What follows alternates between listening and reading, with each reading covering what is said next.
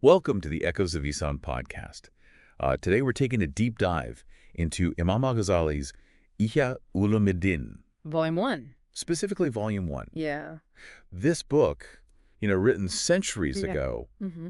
it's still surprisingly relevant. It is. It's like a guide to navigate the complexities of faith and practice, Yeah. offering insights into Islamic worship and divine service. You know what's really fascinating about this book is that it's not just like a theoretical treatise. Yeah. It's rooted in the lived experience of Imam al-Ghazali Oh, yeah. himself. Right. His journey from, renowned scholar grappling with existential questions to a spiritual seeker who found solace and clarity in the depths of Islamic teachings Yeah. adds a layer of authenticity to his words. Yeah, you're right. Mhm. He wasn't just writing from an ivory tower. No. He went through this intense period of soul-searching, Mhm. questioning everything he thought he knew. Yeah. Like he took a spiritual deep dive himself Exactly. before coming back up with this incredible work. Right, and he brings all of that experience, all of that wrestling with doubts and seeking answers into the Ihya. Yeah. It's what makes it so relatable, even for people today who might be going through Yeah. similar struggles.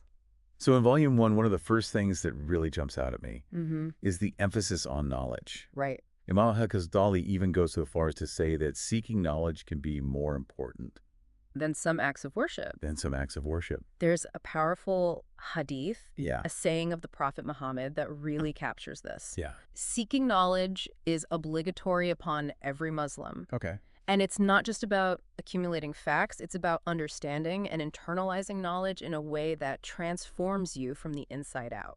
That makes me think of something you mentioned earlier about Imam al-Ghazali's personal journey. Mm-hmm. It wasn't just about intellectual knowledge. Right. For him, it was about spiritual growth. Absolutely. He saw knowledge as a pathway to God, a way of drawing closer to the divine. And he was very specific about the types of knowledge that are most beneficial for this purpose. He categorizes knowledge into 4 types, Mm-hmm. right? Yeah. Beneficial, praiseworthy, blameworthy, and harmful. Right. I think that's really helpful because it reminds us that not all knowledge is created equal. Exactly. Some knowledge elevates us and some can actually lead us astray. Precisely. And he puts beneficial knowledge Mhm. at the very top. Yeah. This is knowledge that directly relates to our understanding of God, our purpose in life, and our journey in the hereafter. Okay. Things like understand the Quran, the Hadith Islamic jurisprudence, and the lives of the prophets and righteous people. So if beneficial knowledge is like the main course, Mm-hmm. then what would you say praiseworthy knowledge is like? It's like dessert. Okay. It's good to have it enriches our lives, but it's not absolutely essential for our salvation. Yeah. Think of things like history, literature, the natural sciences. These fields of knowledge can broaden our horizons, stimulate our intellect, and even help us appreciate the wonders of God's creation. That makes sense. Mhm. So then what about the blameworthy stuff? What kind of knowledge falls into that category? Well, it's the knowledge that, while not necessarily forbidden, doesn't really serve a higher purpose. Yeah. It might be interesting or entertaining, Yeah. but it can also be a distraction from more important pursuits, Okay. like being obsessed with knowing every detail about celebrity gossip or spending hours debating conspiracy theories. Oh, I think we all know a few people who might be guilty of that. Yeah, probably. But okay, so then that brings us to the last category, harmful knowledge. Mm-hmm. What are some examples of that? This is the knowledge that can actually damage our faith, our morals, and our well-being. Right. Things like black magic, sorcery teachings that promote hatred and violence, or ideologies that contradict the fundamental teachings of Islam. So it's not just about avoiding those subjects ourselves. Mm-hmm. It's also about being discerning about what we expose ourselves to, especially in today's world, where information, both true and false, is so readily available. Exactly, and that's where critical thinking comes in. Imam al-Ghazali emphasizes the importance of not just blindly accepting what we hear or read, Yeah. but of questioning, analyzing, and verifying information. He also makes this really interesting distinction between 2 types of knowledge, faryu and farkifaya. Mm-hmm. Can you explain that a bit more? Absolutely. Yeah. Fariwa is knowledge that every single Muslim is obligated to acquire. Okay. This includes the foundational principles of faith, the basics of worship like prayer and fasting, and the moral guidelines for living a righteous life. It's like the essential knowledge toolkit for being a Muslim, right? Precisely the must-haves. The must-haves. Then there's far kifaya, Yeah. which is knowledge that's necessary for the Muslim community as a whole, but not everyone needs to be an expert in it. Okay. This would include things like advanced Islamic law, medicine, engineering, or other specialized fields. So as long as there are enough qualified people in the community Mm-hmm. who possess that knowledge, Right. then the obligation is fulfilled. Exactly. And he even gives this compelling example of a woman whose daughter falls ill. Oh. The physician misdiagnoses her. Oh, no. So driven by her love and desperation, Yeah. the woman sets out to acquire the medical knowledge herself to find a cure. Wow. It highlights that seeking knowledge can be a matter of life and death. Yeah. And sometimes you have to take that responsibility upon yourself. That's a powerful story. Yeah. It really underscores how knowledge can be empowering, even life-saving. Mm-hmm. It's not just some abstract pursuit. Yeah. It has real-world consequences. And it speaks to this beautiful concept in Islam that God grants knowledge to whomever he wills. Yeah. It's a reminder that knowledge is a gift, a blessing, and the pursuit of knowledge itself is a form of worship. Mm-hmm. It's about seeking God's pleasure and drawing closer to him through understanding his creation and his teachings. Now, shifting gears a bit, Imam al-Ghazali also talks about the qualities of a learned man. Mm-hmm. And it's not just about having a lot of knowledge, right? No. It's about how that knowledge shapes you as a person. Exactly. It's about embodying that knowledge, internalizing it, Yeah, and letting it guide your actions and your interactions with others. right. There's a big difference between simply possessing knowledge and truly being a person of knowledge. He actually lists 11 signs of a learned man. Oh, wow. It's a pretty comprehensive portrait of what it means to not just have knowledge, but to live by it. Shall we unpack a few of those signs? Let's do it. Ah. I'm curious to hear what Imam al-Ghazali considered to be the hallmarks of a truly learned person. Okay. Well, he starts by emphasizing that a learned man always prioritizes beneficial knowledge. They're not chasing after trivial or fleeting information. Their focus is on knowledge that will illuminate their path to God, deepen their understanding of Islam, and guide them toward a life of virtue and righteousness. So it's about having a clear sense of purpose in their pursuit of knowledge. They're not just learning for the sake of learning. They're seeking knowledge that will transform them and bring them closer to the divine. Exactly, and that transformation should be reflected in their actions. The second sign he mentions is that a learned man acts upon their knowledge. They don't just hoard information, they put it into practice. Their knowledge translates into good deeds, ethical behavior, and a sincere effort to live in accordance with Islamic teachings. So it's about walking the walk, not just talking the talk. Precisely, and this leads to the third sign. They only speak about knowledge when necessary. They're not out there showing off their intellect or engaging in pointless debates. They understand that the true value of knowledge lies in its application and its ability to guide others towards what is right. It's about humility, isn't it? Right. Recognizing that knowledge is a gift from God and it should be used to serve Him and to benefit others. Absolutely, and that humility is also reflected in the fourth sign. They see the world as insignificant and the hereafter as significant. They understand that this life is temporary, a fleeting journey, while the afterlife is eternal. So their focus is on preparing for that eternal life by accumulating good deeds and seeking God's pleasure. It's about having a long-term perspective, recognizing that the true measure of success lies not in worldly achievements, but in our standing before God on the day of judgment. Exactly, and that detachment from worldly pursuits is further emphasized in the fifth sign. They keep themselves distant from the ruling authorities. They avoid getting entangled in the politics and power struggles of this world, knowing that true power lies in piety and knowledge, not in worldly positions or material possessions. It's a reminder that our ultimate allegiance is to God, not to any earthly ruler or authority. And that sense of detachment extends to material gain as well. The sixth sign is that they don't seek benefit in this world through knowledge. They use their knowledge to serve God and to benefit others, not to climb the social ladder or amass wealth. So their motivation for seeking and sharing knowledge is purely for the sake of God. Precisely. And this leads to the seventh sign, which is closely related. They don't sell their knowledge for a small price. They don't compromise their principles or water down their teachings to gain popularity or approval. It's about upholding the truth, even if it's unpopular or goes against the prevailing norms. Exactly. And it's about recognizing the inherent value of knowledge. It shouldn't be treated as a commodity to be bought and sold for personal gain. And the eighth sign really brings us to the heart of what it means to be a learned man. They guide people to God. They use their knowledge to illuminate the path of righteousness, to inspire others to seek knowledge, and to draw closer to the divine. It's about recognizing that knowledge is not just for personal enlightenment, it's meant to be shared to benefit others and to guide them toward a life of meaning and purpose. And the ninth sign speaks to their humility and self-awareness. They believe that their honor is on account of their knowledge and intellect. They understand that true nobility comes from piety and knowledge, not from lineage, wealth, or social status. It's a powerful reminder that our worth is not determined by external factors, but by our character, our actions, and our pursuit of knowledge and virtue. And the 10th sign highlights their independent thinking and critical discernment. They rely on their insight and knowledge and not on what others say. They don't blindly follow the crowd or accept things without questioning and verifying.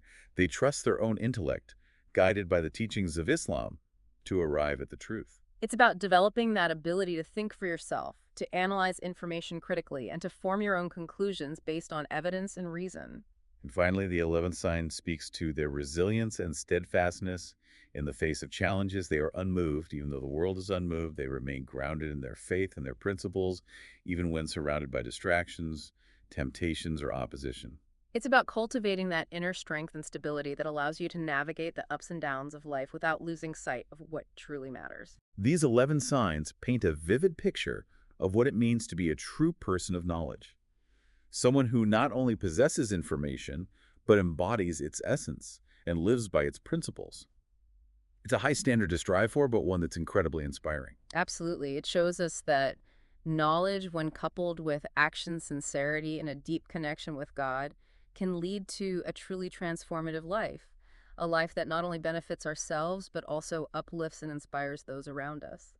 So you've mentioned how important Imam al-Ghazali considered knowledge to be, but he also delves into the importance of cleanliness as a prerequisite for worship. And he's not just talking about physical hygiene, right? Right, he's talking about purifying the heart and soul as well, cleansing ourselves from both external and internal impurities. He describes it as having 4 stages, with the first 2 focusing on physical cleanliness. So that would include things like performing ablution, the ritual washing before prayer, and maintaining personal hygiene, right?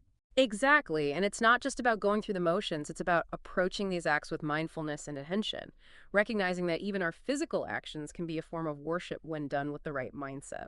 I love how he connects the physical act of cleansing to the spiritual act of purification. It's like the outward washing symbolizes an inward cleansing, preparing us for a deeper connection with God. Precisely, and that's where the next 2 stages of purity come in. These are about purifying the heart from spiritual impurities, things like arrogance, envy, malice, greed, and all those negative qualities that can cloud our hearts and hinder our spiritual progress. So it's about recognizing those inner obstacles and actively working to overcome them. It's like doing a spiritual detox, cleansing our hearts from the toxins that can poison our relationship with God and with others. Exactly. And Imam al-Ghazali provides a lot of practical advice on how to purify the heart. He emphasizes the importance of self-reflection, seeking forgiveness, and engaging in acts of worship that cultivate humility, gratitude, and love for God. And he even shares some anecdotes about the Prophet Muhammad's emphasis on cleanliness, both physical and spiritual.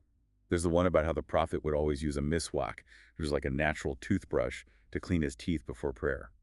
It highlights how meticulous the Prophet was about approaching God in a state of purity, both outwardly and inwardly. It reminds us that our worship should be offered with the utmost reverence and respect. And speaking of worship, let's talk about prayer. The second pillar of Islam, Imam al-Ghazali, describes it as the pillar of religion and the safeguard of faith. It's the most direct link between a believer and God, a moment of communion where we can express our gratitude, seek guidance, pour out our hearts, and find solace in His presence. He goes into great detail about the different aspects of prayer, from the external movements and postures to the internal conditions that are necessary for a truly meaningful prayer. He breaks down the actions of prayer into 7 divisions, explaining the significance of each movement. For example, standing upright with humility represents our servitude to God. Bowing represents our submission to His will, and prostrating represents our complete surrender and dependence on Him. It's fascinating how he connects the physical movements of prayer to these deeper spiritual states. It's not just about going through the motions, it's about embodying those states of humility, submission, and surrender. Exactly, and then he talks about the importance of facing the Kaaba, the holiest site in Islam, during prayer.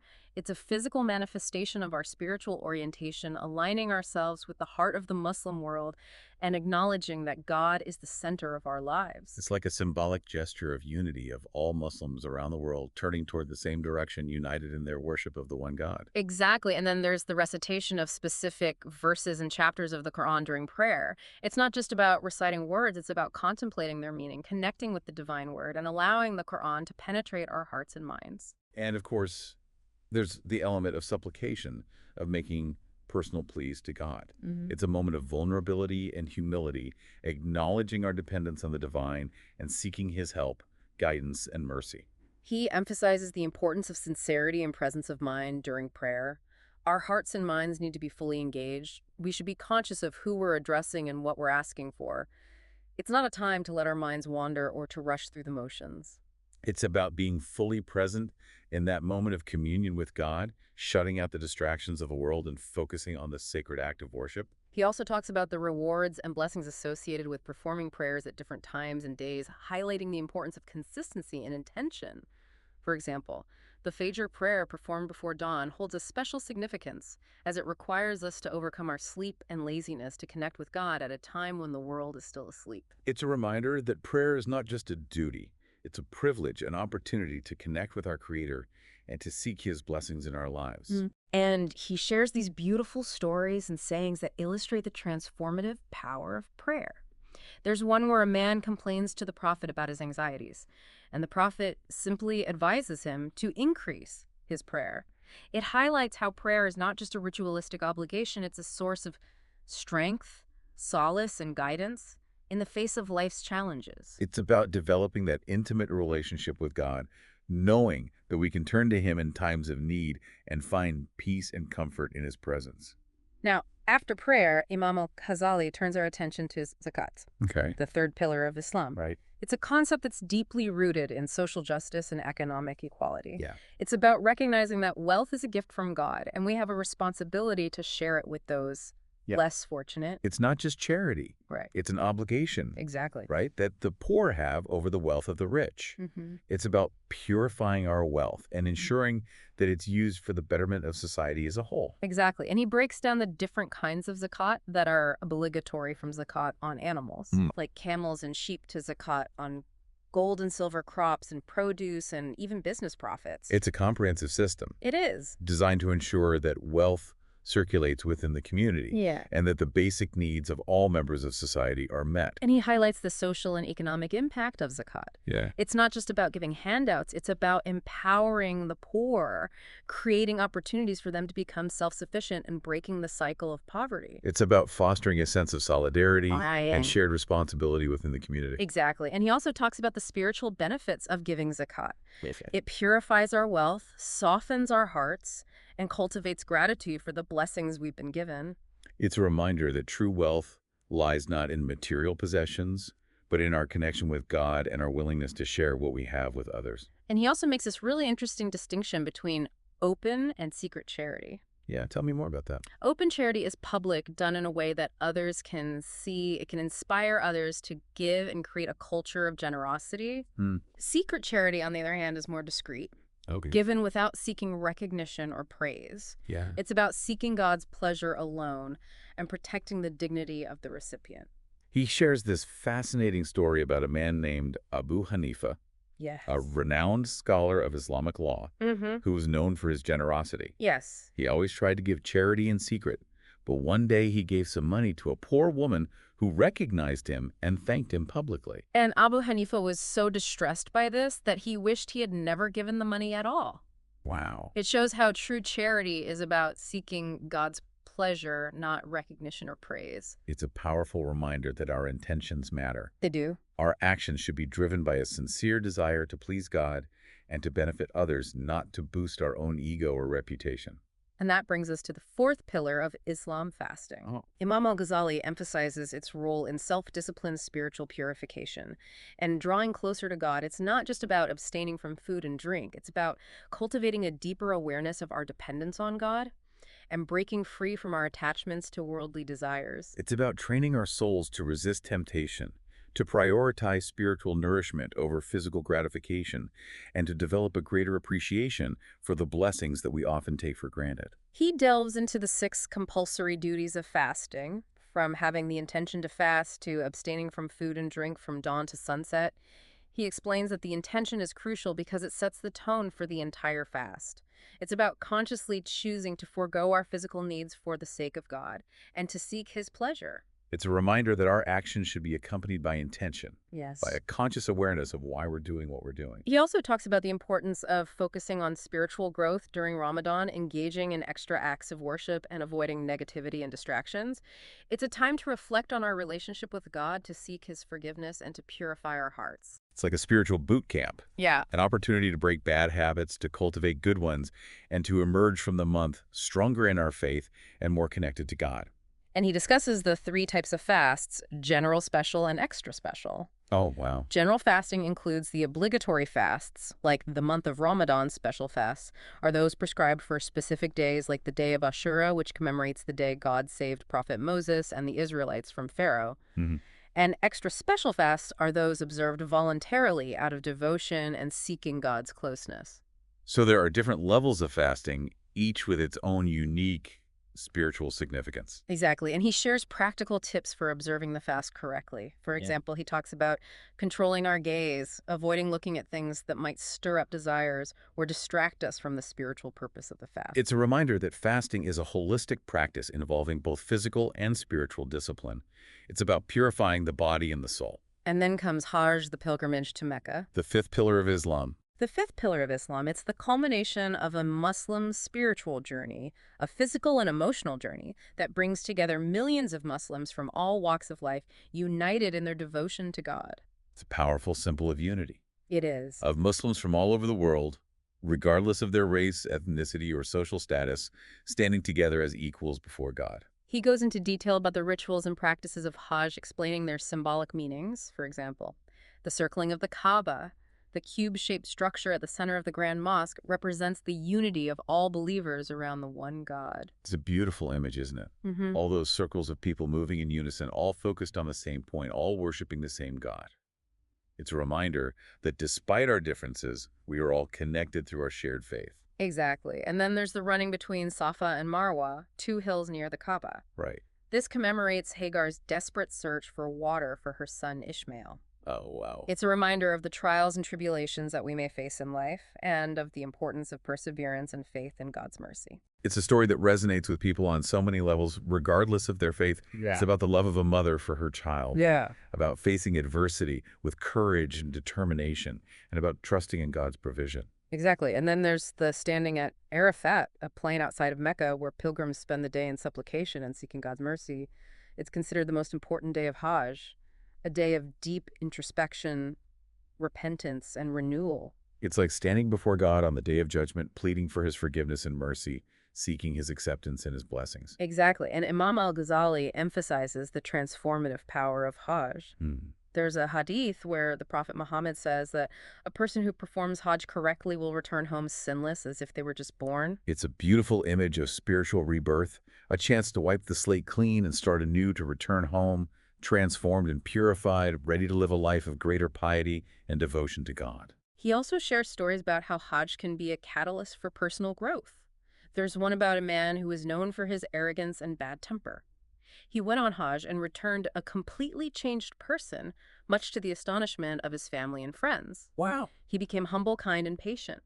It shows how Hajj can be a life-altering experience, prompting us to confront our weaknesses, seek forgiveness, and dedicate ourselves more fully to God. It's a reminder that we all have the potential to change, to transform ourselves and to become better versions of ourselves. And sometimes it takes a journey, a pilgrimage, a step outside of our comfort zones to spark that transformation. Now, after discussing the physical and spiritual journeys of Hajj, Imam al-Ghazali turns our attention to the recitation of the Quran. It's the Word of God revealed to the Prophet Muhammad over a period of 23 years, and it's considered the most sacred text in Islam. It is. It's a source of guidance, wisdom, and inspiration for Muslims around the world. It's a book that's meant to be read, reflected upon, and lived by. He emphasizes the Quran's exalted status and the blessings associated with reciting it. There's a beautiful hadith where the Prophet Muhammad says that the best among you are those who learn the Quran and teach it to others. It's a reminder that engaging with the Quran, whether through recitation, study, or contemplation, is a deeply rewarding act that brings us closer to God and fills our lives with blessings. He talks about the importance of reciting the Quran with proper pronunciation and understanding, not just mindlessly repeating words. He encourages us to reflect on the meaning of the verses, to ponder their wisdom, and to allow them to penetrate our hearts and minds. He also shares stories about the companions of the Prophet, those who lived with and learned directly from the Prophet Muhammad, and how they devoted their lives to memorizing and reciting the Quran. There's the story of Ubay ibn Ka'b, who would spend his nights reciting the Quran and weeping over its verses, moved by its beauty and its profound message. It shows how the Quran can be a source of immense spiritual nourishment, prompting us to contemplate the majesty of God and the beauty of his creation. And finally, Imam al-Ghazali discusses zikr and invocations. Zikr is the remembrance of God, a practice that can be done at any time and in any place. It's about keeping God at the forefront of our minds, fostering a constant awareness of his presence, and seeking his guidance and protection. He talks about different forms of zikr, like repeating the names of God, reciting specific phrases, and engaging in contemplative practices. Each form of zikr has its own unique benefits and can help us cultivate different spiritual qualities. For example, repeating the name Ar-Rahman, which means the most compassionate, can cultivate compassion and mercy in our own hearts. And he emphasizes the importance of sincerity and presence of mind while engaging in zikr. It's not just about repeating words, it's about connecting with their deeper meaning and allowing them to resonate within our hearts. Exactly. And then he talks about invocations, those personal pleas we make to God. There's a beautiful hadith where the Prophet Muhammad says that God is shy to turn away the hands of his servant empty when they are raised in supplication. It's a reminder that God is always near, ready to listen and respond to our prayers, no matter how small or insignificant they may seem. It's a beautiful reminder of God's mercy and his willingness to answer our calls. It encourages us to turn to him in times of need to seek his help and guidance, and to trust in his infinite wisdom and compassion. It's comforting to know that we have a direct line to God through prayer and supplication, that he's always there to listen and to respond in ways that we may not always understand, but that are ultimately for our benefit. It makes you realize how much he cares for us, even when we feel lost or alone. That's a beautiful reflection, and as we wrap up this deep dive into Volume 1 of Ihya Ulum, it's clear that Imam al-Ghazali wasn't just trying to teach us about the tenets of Islam. He was inviting us to embark on a journey of self-discovery and spiritual growth. He challenges us to examine our beliefs, to purify our hearts, to seek beneficial knowledge, and to act upon what we learn. It's a call to live a life of purpose and meaning guided by the light of Islam, and to strive to become the best versions of ourselves, both for the sake of this world and the next. What a powerful message and what a timeless book. It really is, and I encourage all of our listeners to explore this book further for themselves. It's a treasure trove of spiritual wisdom and guidance that continues to resonate with people centuries after it was written. Thank you so much for joining me today for this deep dive. It's been an incredibly enriching experience. The pleasure was all mine. And to our listeners, thank you for tuning in to the Echoes of Ihsan podcast. Until next time, may peace and blessings be upon you all.